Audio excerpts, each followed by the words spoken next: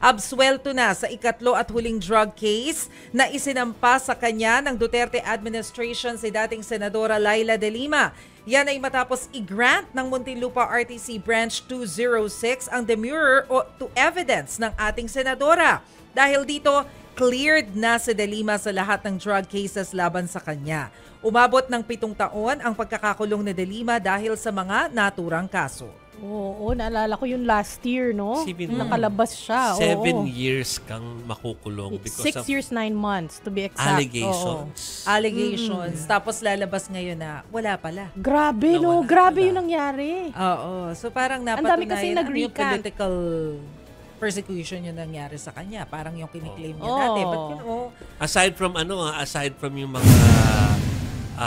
mga nakaupo noon at saka yung mga nagsisilbi yung mga lawmakers natin noon na nakisakay dyan sa issue na yan.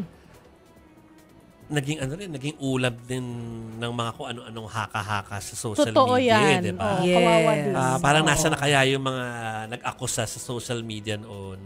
Pero wala naman pala silang basehan. Correct. Yun na nga. Oo. Nasaan na yung mga vloggers na yun? Nasaan na sila? Nawala na rin. Aha.